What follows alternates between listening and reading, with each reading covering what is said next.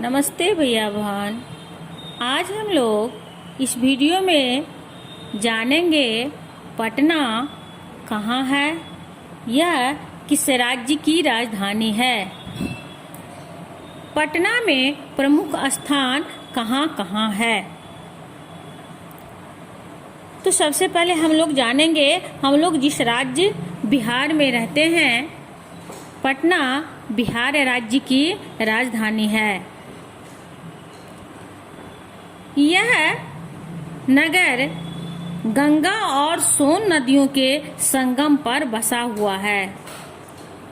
गंगा के किनारे बांस घाट के पास गोल घर पर खड़े होकर हम लोग पटना महानगर के पश्चिमी हिस्सा को देख सकते हैं। गोल घर 225 वर्ष पहले बना था।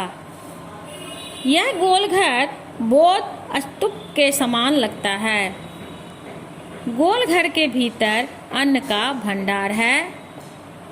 इसकी सीढ़ियां चक्करदार है।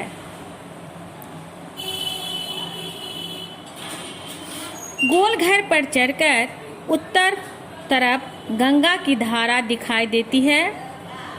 पूरब और दक्षिण की तरफ नगर के बाजार को देख सकते हैं।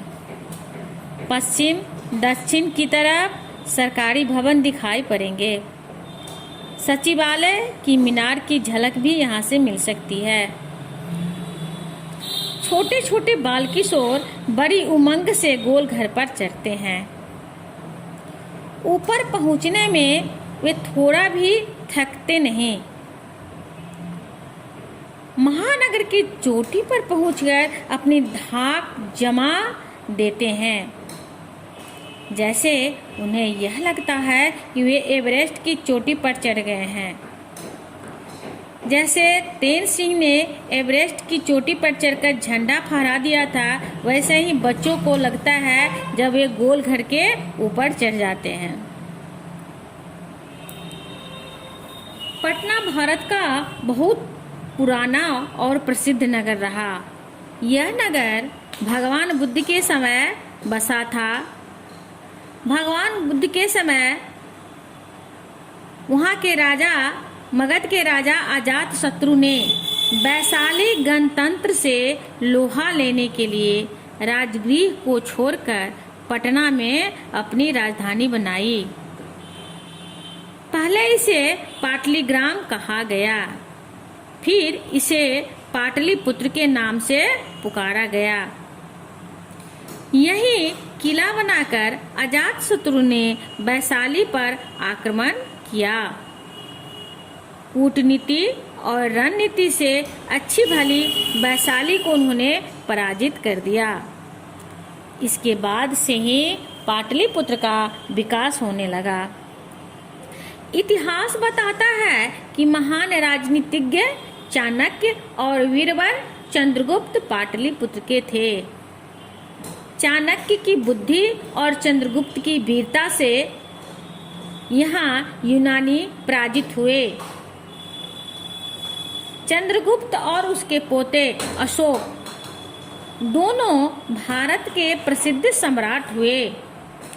पाटलिपुत्र में ही भारत की राजधानी थी। अशोक के समय के अवशेष कुम्हरार में मिलते हैं। कुम्हरार की खुदाई में प्राचीन पाटलिपुत्र के चिन्ह हम देख सकते हैं। कहा जाता है कि अगम कुआं अशोक के युग का है। यह कुआं काफी बड़ा भी है और काफी गहरा भी है। अगम कुआं भी इस युग का अवशेष है। कदम कुआं को भी इस युग का अवशेष माना जाता है। अब हम लोग जानेंगे कि पटना कहां से कहां तक फैल गया है। पटना सिटी से लेकर बांकीपुर तक बसा हुआ था। अब यह पटना दानापुर तक फैल गया है। उत्तर में गंगा और दक्षिण में रेल की पटरियों तक बसा हुआ यह नगर नवीनतम बाईपास रोड तक पहुंच चुका है। पश्चिम में राज्यपाल भवन, सचिवालय, विधानसभा भवन और शहीद स्मारक है। अब हम लोग यह जाने कि 1942 की क्रांति में हमारे नौजवान अंग्रेजों की गोलियों से मारे गए थे।